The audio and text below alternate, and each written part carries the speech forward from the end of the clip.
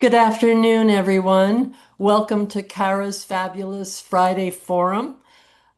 We hope you enjoyed the introductory video. It's March, which is Women's History Month, and so we wanted to recognize that before we get into our forum today. Today we're going to be addressing the issues of rural health care for seniors and the closing of many of our rural and urban hospitals.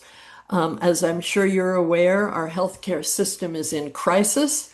Seniors are especially impacted by the cuts to Medicare and Medicaid. And in California alone, over 500,000 Californians are likely to lose their Medi-Cal coverage. Those cuts and other factors are endangering our rural healthcare system. We have an excellent lineup of speakers today to address these issues. First, we'll hear from Maia Schneider. After that, we'll be joined by Daniela Sartori and finally Ryan Skolnick. But finally, we'll have a video from our own Catherine Donahue, one of the members of our Training and Education Committee. I'm Margaret Shelida, one of the co-chairs of the Training and Education Committee, and we hold these forums every month. And we as CARA, we're the largest senior advocacy organization in the state. And I hope that you will be joining us in the future. Look for announcements of the future forums.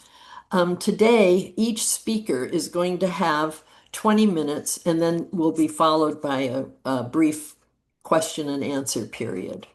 For those of you who are joining us, if you have a question, please raise your hand in the chat, in the reaction section of Zoom, or if you want to, you can put a question in the chat and the speakers will address those questions later. The forum is being recorded. You'll receive a copy of all the presentation materials and the recorded video. And we also urge you, if you can, to please make a donation to CARA. We depend upon the support of our members and the community, and there will be a link posted in the chat if you're able to make a contribution to the organization. So let's begin. The very first speaker is Maia Schneider. She's been the executive director of business and strategy development at Marshall since 2016. In her role, Maia identifies opportunities for growth and new services, manages complex projects, and works with operational teams to ensure their success. She's a passionate advocate for community hospitals. And before she joined the team at Marshall, she oversaw 2 healthcare philanthropy organizations. Maia, take it away. Thank you. Margaret, thank you so much. As Margaret said, my name is Maia Schneider. I really want to thank the California Alliance for Retired Americans for hosting this session today, and I'm really looking forward to hearing from the other speakers and all of you as well. A disclaimer I'm required to say is that the views presented by Marshall today are ours, and our participation in this panel does not necessarily signal an endorsement of other views presented by the other speakers. So by way of background, who is Marshall? Marshall is an independent, nonprofit mini healthcare system serving El Dorado County. We serve from the summit of the Sierra Nevada down to the Sacramento County border. We serve a population of approximately 150,000 residents on the western slope of the Sierra Nevada. And we are mostly rural, although we do have suburban areas in El Dorado Hills that are part of our service area. And we're very rural in central and easternmost El Dorado County. Wow, what an interesting time to be in healthcare. It's unprecedented. Certainly, folks in healthcare have seen interesting times before, but this is really unprecedented and very dangerous times for rural healthcare especially. a little bit of context about why rurals are sort of different and how they're impacted differently. So first, rural California has a higher share of older adults than the rest of the state does. So the urban areas tend to be younger. In California, our rural residents are about 1 in 4 are 65 and over, as compared to 1 in 6 statewide, and even less than that in the very urban areas. Rural seniors experience higher disability rates and more chronic illness. This has been very highly documented. I don't have all the sources here, but I'm happy to provide those on request. And rural seniors are also more likely to be isolated. Lacking transportation options in rural communities is always a challenge to get people to their healthcare appointments. But even when you bring in telehealth, it's difficult to get to communities without good cell or broadband access. So there are sort of multiple challenges. And then the ratio of providers is really challenging. It's about, well, I'll get into the numbers, but we look at the ratio of providers based on the per capita 10,000 residents, and it is lower in rural communities. Rural communities have a much harder time recruiting. So recruiting not only providers, but even staff is challenging. About 9% of physicians practice in rural communities, even though 20% of the population lives there. So our population is very underserved when it comes to just the clinician to patient ratio. And then shortages are even worse for specialists. I can tell you that we have a really difficult time finding, for example, outpatient neurology.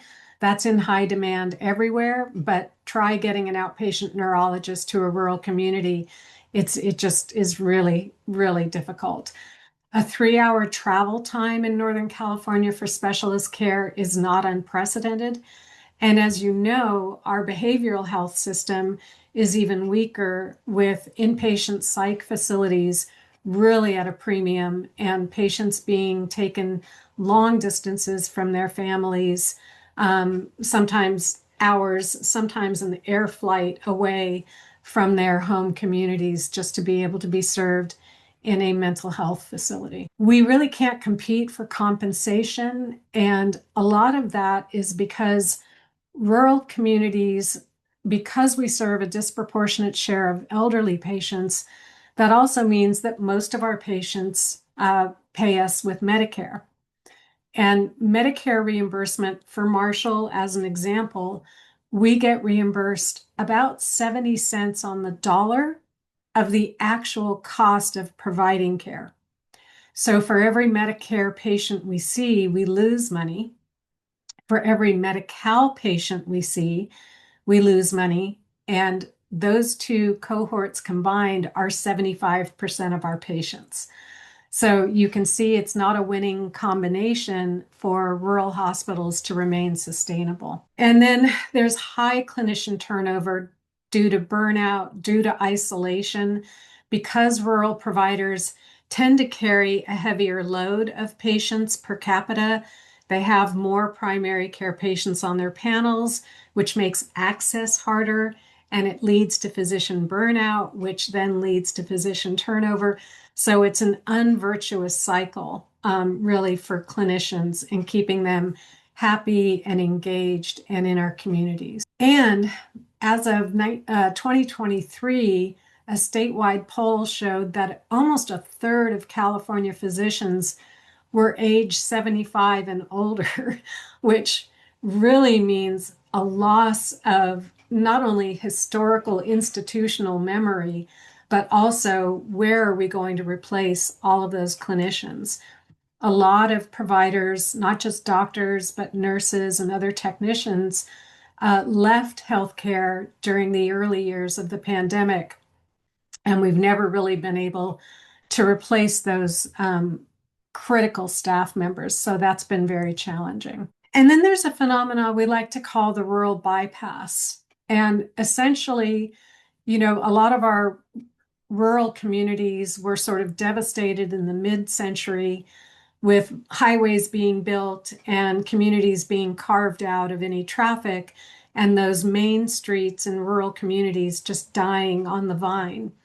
Well, there's a tendency for healthcare to do the same thing, where if we, for example, refer a patient to a specialty clinic, say in Sacramento, it's difficult for us to repatriate that patient because that clinic, that system wants to keep that patient in their catchment now. And so we're fighting to bring our patients back to our community. And that's called the rural bypass. There are a lot of patients who just go straight to the specialty center for all of their care when they could be accessing primary care, diagnostic imaging, laboratory services at their home facility. And then online care from third-party providers. This is a new phenomena. Telehealth has been around for a number of years, but it really sprang into our consciousness during the public health emergency during COVID. And a lot of private providers who provide telehealth services have been aggressively pursuing recruiting all of those primary care physicians and their patients away from hospital-centered or clinic-centered care. And so that makes it even more challenging to try to not only recruit, but to serve our patients. So I mentioned our reimbursement. Hospital finances are upside down, really from a number of impacts. And I can appreciate as a consumer how difficult it is to have the conversation with folks like you about how hospitals are suffering when you're paying so much for your health care. You pay a lot for your health insurance, you pay for co-pays and deductibles, you pay for your medications, and hospitals are here saying, but we're not getting any of that. And it's a difficult translation to make. But the truth is, hospitals aren't seeing those revenues. That money that you're paying doesn't make its way to the hospitals. And so more than half of California hospitals are losing money every day caring for patients. Medicare and Medi-Cal reimbursement do not cover the actual cost of care, as I mentioned earlier, and uninsured patients still access care. Unfortunately, often it's too late. So while they can't access primary care because they've lost their insurance, when they finally do come to see us in our emergency room, they're very sick and sometimes too sick for us to help them bring back an optimal, healthy life. And that's just a tragedy. That's an avoidable tragedy. But with more people dropping off of the Medi-Cal rolls in the coming years with the impacts of HR1, what that means is that more and more care that the hospitals and health systems provide will be written off as charity care or bad debt, making hospitals take the hit even more. So this idea that removing people from the Medi-Cal rolls will save money is really misleading, because it may save money for the federal government, but that burden then comes back to our communities and our patients. And then finally, unfunded state mandates. And I could go on for days about that. I won't. That would make you all batty. But I will say, one prime example of an unfunded mandate is the California seismic mandate. Senate Bill 1953, otherwise known as the Alquist Act, was passed in good faith in 1994 after the Northridge earthquake to mandate that all California hospitals increase their construction standards to be the last building standing in the event of a seismic event. However, that mandate came without any dollars. And California hospitals have been spending tens of billions, with a B, of dollars to meet that mandate. And that mandate has been extended over time. And the new deadline and the final deadline is 2030 to meet that mandate. There have never been dollars associated with this, except 2 years ago when the state put aside $50 million for rural and distressed hospitals. But $50 million wouldn't even cover Marshall's share of that project, let alone the 100 other hospitals that still need to meet that mandate. So while Marshall, for example, has already spent $70 million meeting that mandate, we still have another 40 or $50 million to go. And that's just one hospital out of dozens that have yet to meet the final guidelines for this. So that's one example of an unfunded mandate. There are others, such as minimum wage standards that were passed a couple of years ago. And all of these things are, I think, intended in good faith, but when you take them in the collective without any funding for them, it is really difficult for hospitals to meet those mandates. I'm not going to go into a lot of detail about HR 1. My hunch is that many of you on the call are very familiar with the One Big Beautiful Act. But I will say that California has now identified 16 hospitals as financially distressed, and those hospitals are likely to be pushed over the brink into closure or a significant reduction of services because of HR 1. When HR 1 fully becomes effective over the next couple of years, many, many more people will be pushed out of health insurance. We already have people who will be losing their insurance simply because they can't afford it without the ACA subsidies. And with those subsidies expiring, people not being able to afford insurance, and then people being kicked off the Medi-Cal rolls, it will become increasingly difficult for hospitals to continue to absorb the costs of that care. There's also programs such as the Distressed Hospital Loan Program and mechanisms to help try to offset some of the losses from Medi-Cal and Medicare that are also threatened under HR 1. So where hospitals could recoup some of their losses in the past, those programs are heading for the recycling bin. And that will be even more financial pressure on hospitals. We anticipate that the Medicaid eligibility restrictions will push somewhere around 500,000 to over 1 million Californians off of Medi-Cal. And many of those people will be in rural communities. So let's talk about hospitals closing. Hospitals have been closing. Nationally, it's been really scary. But even in California, some California hospitals are closing services already. 29 hospitals in California have already stopped delivering babies in the last 3 years. And that service line is the canary in the coal mine, because generally speaking, in healthcare, maternity wards don't make money. They're generally a loss leader for healthcare systems. But because we are serving the entire family when we offer these services, we're able then to keep those patients over a lifetime of care and retain them in the community. And it's just the right thing to do. When hospitals start closing that service, that tells you that bad times are ahead of you.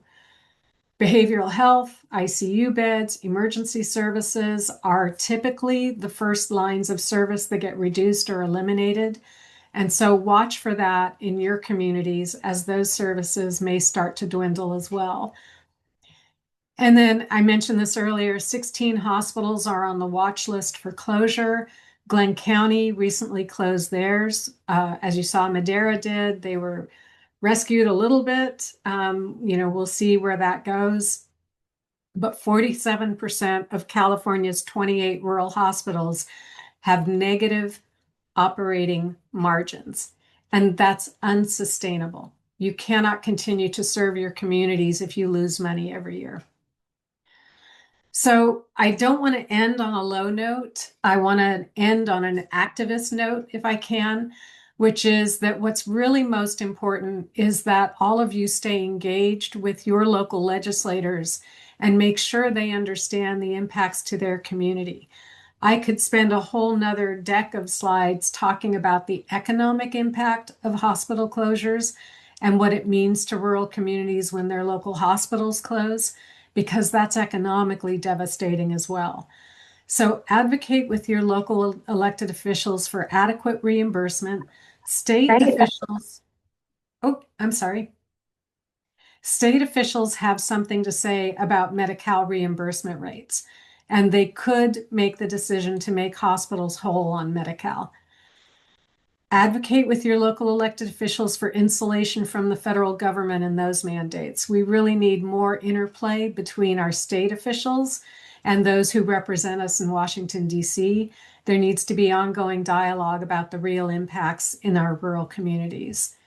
And then ensure that our local elected officials are reducing additional unfunded mandates.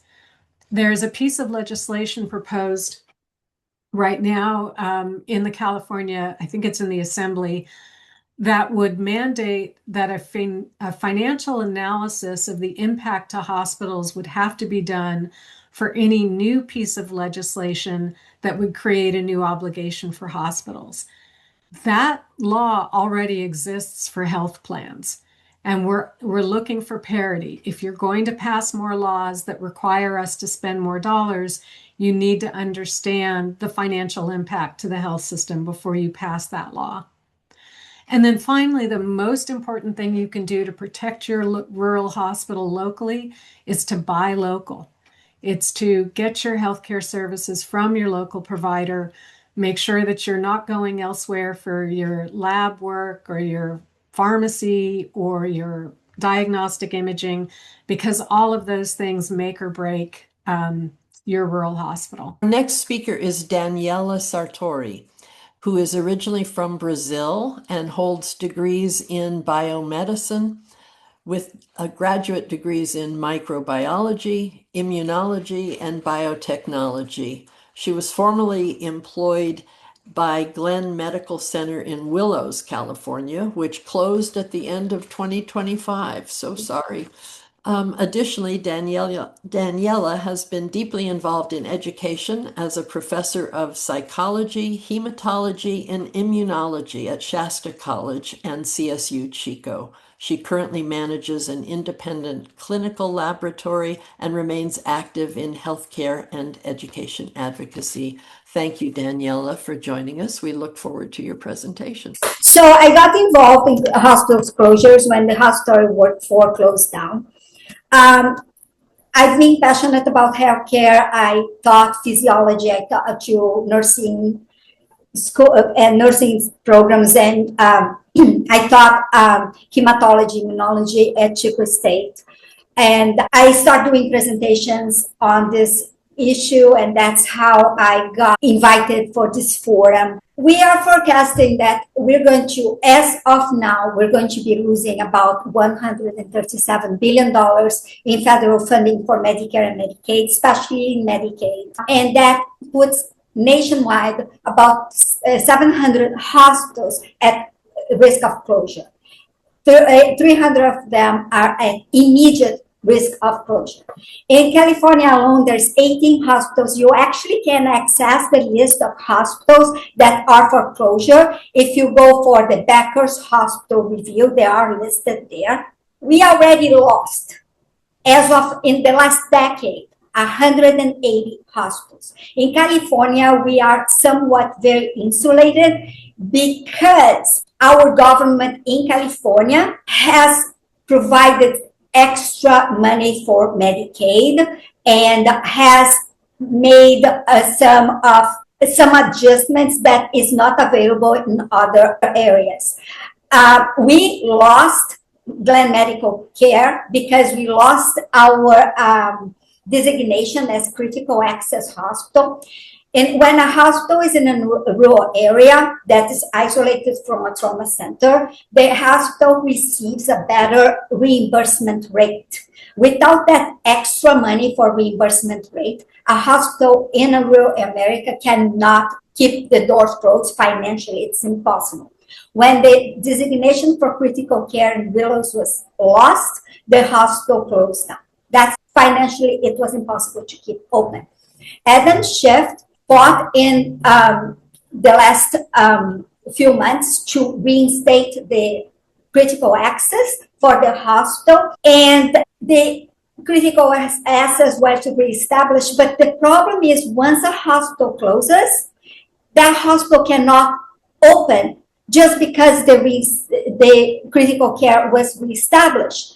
Because once you stop operations, every single one of your instruments, every single one of your machines have to be revalidated.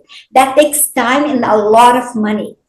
So once it's closed, it's just not like, okay, we will reestablish your critical assets now. We now have to revalidate every single instrument, every single bed, every single laboratory operation for that hospital. And the costs for revalidation are astronomical. In Madeira is an exception nationwide. All hospitals closed down. Madeira Community Hospital was able to open because the government in California has a critical hospital access funds, and that's what paid for the revalidation process for Madeira to be able to open. Without that, it would not happen at all. We don't have to imagine what it would be if we didn't have this insulation.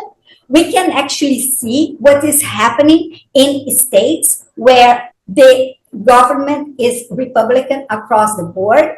We can see in Texas. Texas doesn't have this insulation that California has. In the last decade, not one hospital, not two hospitals closed. 21 hospitals have already shut down.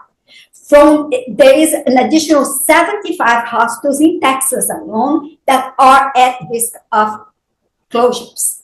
And they do not have any funding from critical care assets. If we were to lose our insulation, we have a race for governor in California, and the two front runners are both Republicans. We could see California having the same fate as Texas has right now. Why are hospitals in rural America closing? Money is only half the problem. We saw the presentation, a wonderful presentation that Maia gave us, and we talked about the money. The money is very critical. The money is very important. But the biggest threat to hospitals across the country is labor shortage. We already do not have enough healthcare workers to man the hospitals we have. Even with the closures, especially in rural America, we are at critical levels. And it's about to get a lot worse. The big, beautiful bill cuts student loans for doctors to $200,000 for my son, for example, is trying to apply for medical school. There is a limit. No, it's not a grant, it's loan that the student will pay back. You cannot borrow more than $200,000 for you to become a doctor. And that's not just for medical school. It's for the entire academic career, from undergrad, from the bachelor's degree, all the way to medical school. For you to become a doctor in the United States, it costs more than $500,000, more than. But it's my child, cannot borrow more than $200,000. It's impossible. That's not just tuition. That's tuition plus cost of living. I've been working in recruiting doctors for rural America for the last 2 decades. It's almost impossible to recruit a doctor that is born in the city. They want to stay in the city pays better.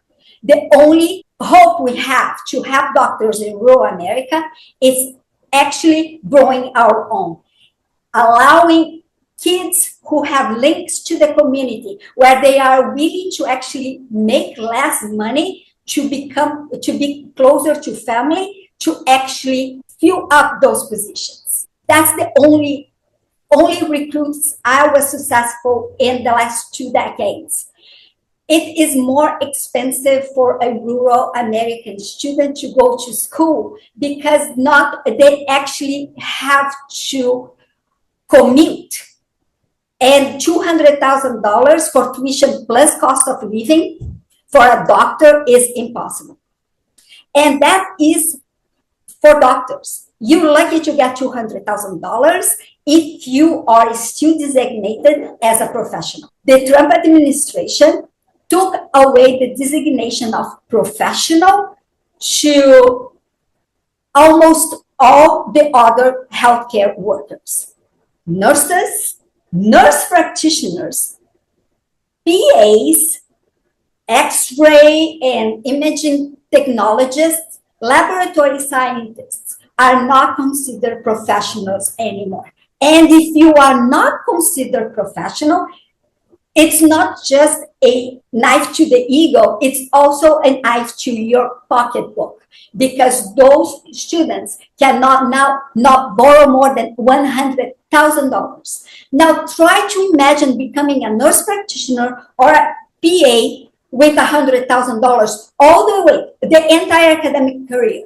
And those are professions that when you go for one of those professionals, you cannot work and go to school at the same time. Clinicals are full-time position. It's absolutely impossible for any of those professionals to actually be graduate with $100,000. And not only that, nowadays it's already difficult. Let's wait until this slide, but it's already very difficult for you to go to school and get a bachelor's within 4 years, because there are some necessary classes where the wait list is really long. Now imagine how long that will be when there are no more professors, because PhDs, even if you want to be a nurse, you still have to take English or psychology. For those classes, you will have to have a professional that is a PhD teaching. That PhD for that university can only have $100,000 loan.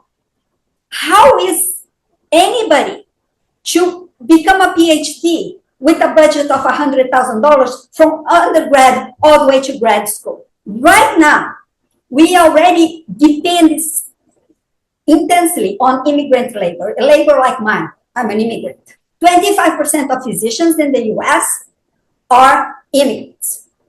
50% of specialists. 45% of our nurses are immigrants.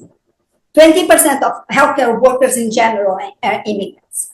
This administration just changed the whole way we can do that, because a H-1B visa now costs $100,000 to the inviting institution.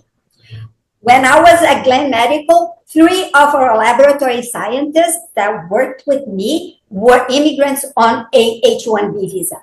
There is absolutely no way Glenn Medical Center, a little hospital in rural America, could have afforded $300,000 just to staff the laboratory. It's impossible. So between labor shortages, it's already so critical that most hospitals are closing, not because they don't have money, but because they do not have workers. That's actually the big reality in Texas. Their salaries are much lower than California's. So a lot of our healthcare workers come to California. Again, in California, we're isolated because of that. So even if we might miraculously manage to cure the problem, financial problem of the hospitals who are going to be working here, we just took away the capability of our students to achieve those degrees. 30% of our physicians are over 75. They are about to retire. Who's going to work in these areas when nobody can graduate because they cannot have student loans? I see a lot of politicians talking about student loan forgiveness. Forget about it. There is no student loans to be forgiven. They cannot get these student loans. The student loans doesn't exist anymore. They're gone. It stopped it as of January. I think the biggest thing we need to do right now is to talk to every single one of those politicians, because when I encountered Alfalfa in the town hall meeting, he did not know that limit was in the bill he signed. They don't know. If you were to go to Washington today None of those politicians know of this. It was hidden in the bill. Right. Thank you, Daniela. As Joe noted, the presentation was fairly depressing to look at the outrageous situation that rural hospitals face now. So thank you, though, for the work that you do and for your presentation today at this forum. Our next speaker is Ryan Skolnick. Since 2019, Ryan has been a community organizer for the California Nurses Association. As a part of the nurses' campaign to win CalCare, he works with community leaders, organizations, and activists to build a statewide grassroots movement for guaranteed health care for all. He also has experience educating and organizing for single-payer health care as an executive board member of the California Democratic Party. All right, Ryan, we're counting on you to point us in the right direction of how we can deal with some of these challenges that we're facing. Of course. Thank you, Margaret, and thank you to CARA for having me on. And thank you to CARA, as always, for your steadfast support for guaranteed healthcare for all. CNA is super proud to be working with you all towards passing Assembly Bill 1900. Like Margaret said, my name is Ryan Skolnick, and I have the pleasure to talk about some of the solutions for some of the issues that we heard about in the first two presentations. I do want to note that CalCare has mechanisms in a lot of it, and we're going to go over those, that will address many of the failings of our current healthcare system in the context of rural healthcare, but it, of course, is not a panacea that will snap all those problems away. But CalCare can move the needle in a meaningful way on many of them. So what I want to cover today is first a very brief, because most of you I'm sure know, but for those who don't, a very brief overview of what CalCare is. Then I want to talk a little bit about rural hospitals and some of the measures CalCare has towards helping keep them open and revitalizing them. Talk about how CalCare can rectify some of the health resource disparities that rural and medically underserved areas are facing. Talk more in depth about the specific issue of uncompensated care that is causing issues for rural clinics and hospitals. Then, yes, we're definitely going to address the workforce crisis. One of the issues that obviously CalCare can't repeal the one big disaster of a bill, but there are a lot of things it can do to help alleviate to some degree the workforce crisis. And then we'll wrap up talking about some of the ways CalCare can control increasing healthcare costs, which disproportionately hurt rural and medically underserved areas. So let's get into it with what exactly is CalCare. So CalCare, as established by Assembly Bill 1900, would create a comprehensive, universal, single-payer healthcare coverage and cost control system for all California residents based on 7 key principles. Those principles are listed below, and they are in direct contrast to how our current system does, or in this case, doesn't work. Our current system is not universal. CalCare guarantees healthcare to all Californians as a human right. CalCare takes what is currently a very complex multi-payer system that adds billions of dollars in bureaucracy to a single high-quality public program that covers all necessary and appropriate care for Californians. Our current system omits critical healthcare benefits like dental, vision, long-term services and supports, and more. CalCare covers all of those things as part of a guaranteed benefits package. Our current system has limited provider networks that restrict where people can get their care from because of insurance company contracts that are meant to maximize profits. CalCare does not have any networks. You can see any practicing provider in the state. Our current system has cost sharing at the point of service, a lot of it, in the form of deductibles to meet, as well as co-pays and co-insurance that result in probably twice as many Californians that have no insurance being underinsured, meaning they have insurance, but they can't afford to use it. CalCare has no cost sharing at the point of service. You need care, you get that care. CalCare also has a dedicated transition fund for the first 5 years for everyone whose job is impacted by the transition to CalCare, because CalCare does phase out the for-profit private insurance industry from essential care in the state. And then finally, it is patient care based on patient need, not corporate profits. So a very brief overview of CalCare. Let's tie it to our rural healthcare crisis. Starting with hospitals.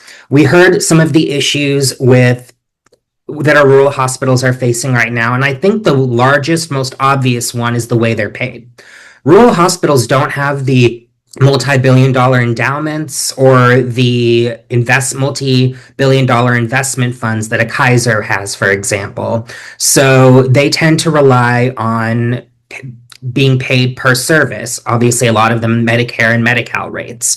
That is not the cost of care in maintaining, so they end up becoming distressed and rely on public money bailouts in order to stay open.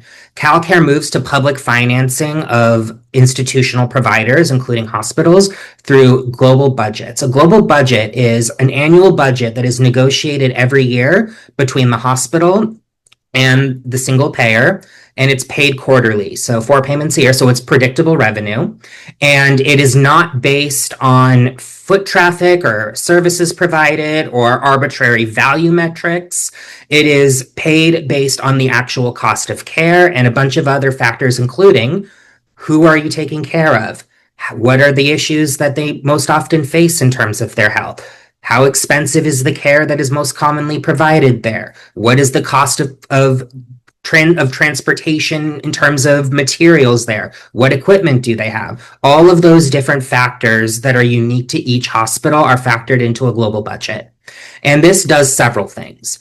If you want to look on that little box on the right, first is, again, predictable revenue. That's very important for a distressed hospital, having a known source of revenue that they're going to be taking in helps a lot with stabilizing those hospitals.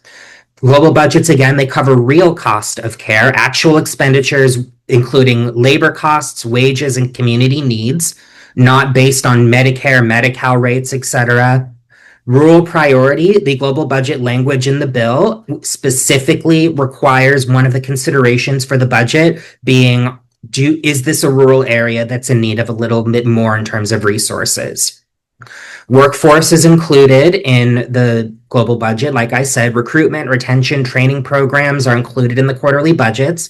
Wages are included, and that includes the costs of compensating employees under a collective bargaining agreement that they may have with a hospital. So those are fully covered by a global budget. So union members are not impacted. In fact, they benefit from the stable revenue there too.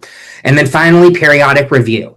The board reviews the global budgets quarterly and can adjust them upward in times of need, and can also grant interim payment in response to emergencies like a pandemic. So a global budget would be a huge stabilizing factor for hospitals that are currently in crisis because they rely so much on service revenue, often from programs that don't pay the actual cost of providing those services. Another aspect of CalCare that would very much benefit rural areas, both hospitals, but also individual providers, is a special projects budget. The special projects budget is essentially a grant fund that rural and medically underserved providers, both individual and institutional, can apply for, and that can take and that money can be used for a lot of different things. Can be used for building and renovating health facilities, making sure you have adequate staffing, addressing disparities based on a ton of factors, including whether you're in a rural area, what your race is, ethnicity, geography, socioeconomic status. And most importantly, the special projects budget can be used to allow a rural or medically underserved area to boost provider rates. So one of the major issues in our current system is that doctors aren't practicing where they're most needed, but they just might do that if a hospital or an individual provider can offer higher reimbursement rates for doctors willing to move to areas where they're needed most. The CalCare bill also has an Office of Health Equity. So it's true that we have issues in terms of resources and in terms of labor costs, but we also have issues in the sense that there really aren't very many institutional advocates in terms of rural healthcare. Like you have individuals in the nonprofit world, et cetera, but we have a fragmented healthcare system and everyone is specializing in a different part of that system. Under CalCare, the Office of Health Equity would act as an institutional, as in for the healthcare system itself, advocate, ensuring that the system serves areas equitably. And that's not just paper language in the sense that it has the ability to direct real resources there. It's data collection, identifying where these disparities are, what they look like, and putting forward programs to the CalCare board that put real dollars towards rectifying inequities that uniquely exist in rural and medically underserved areas. Uncompensated care is another one of the major reasons why rural and medically underserved hospitals are struggling so much right now. Uninsured or underinsured patient goes to the emergency room. Legally, hospitals are required to treat them. They don't have insurance or their insurance won't cover their treatment. Hospitals aren't able to collect on it. They end up providing that care uncompensated. It is a major source of financial strain for these hospitals. CalCare eliminates underinsurance and the issue of uncompensated care in the state because all Californians are covered as a right under CalCare. So, and also a major aspect of CalCare is you don't have to worry about the prior authorization issues we have under the current system, because under CalCare, a provider's assessment that a covered service is necessary is the authorization. So this is a major boon in terms of eliminating some of those costs that are dragging hospitals down. And of course, hospitals serve a populace that are more likely to be uninsured or underinsured.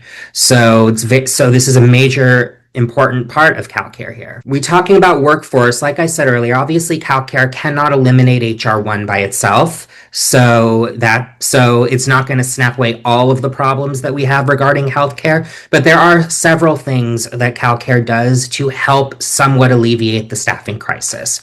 First, CalCare creates what is known as the CalCare Health Workforce Working Group, which is a dedicated advisory body which provides input on workforce education, recruitment, and retention. It can do things like, for example, advise the CalCare board to invest more in certain areas that need more and for certain programs. It can essentially put forward programs that direct resources where they're needed, just like the Office of Health Equity. Workforce costs and global budgets, we talked about earlier. Reduced burnout is a major issue. Not only do providers in rural and medically underserved areas deal with more patients, but they also face the current issues that we have with clinical judgment of providers being overridden by insurance companies and more increasingly AI algorithms, to where a provider knows that someone needs care, they're not allowed to give it. That creates what we know as moral distress and is responsible for some of the provider flight we're seeing. It also guarantees safe staffing. CalCare includes language for safe staffing, and the global budgets ensure revenue for it. So by combining those things, we can reduce provider burnout, and that's very important given in an analysis done by the California Healthcare Foundation. There are only 40% of state licensed physicians work full-time in patient care right now. There are many reasons for that, but one of those reasons is burnout. So anything we can do to alleviate that will go a long way. And then finally, like I mentioned before, the special projects budget can be used to mitigate staffing issues. And then we'll wrap up this portion on cost control. Obviously, none of this matters if healthcare costs continue to skyrocket out of control, and all providers everywhere, but especially those who are in more financially precarious situations, are dealing with the brunt of it. AB 1900 is not just a single payer system. Oh, I just realized that the wrong text is on here. This is the same text as the last one. I am so sorry, everyone. I will just go ahead and ad-lib it very quickly then and explain that single-payer healthcare controls costs, one, through the single public program and reducing administrative bloat. In our current system, 1 in every 3 healthcare dollars that we spend goes to bureaucracy in some way, whether it's a provider interfacing with spending labor dollars on staff that interface with a multitude of insurance plans, or down to the individual that is paying premiums that go to insurance companies rather than care. We have a healthcare system that sees one out of every $3 we spend on care, one going to bureaucracy. CalCare and as a single payer program would streamline our healthcare system's dollars and put more of them towards care. You also have, in the case of drugs and medications, bulk purchasing that comes from CalCare being the state single payer. You have the entire might of the state of California buying drugs and other equipment, which obviously means that the more you buy of something, the lower rates you pay for them. What it comes down to is that CalCare is also a cost control mechanism because it streamlines a very inefficient system.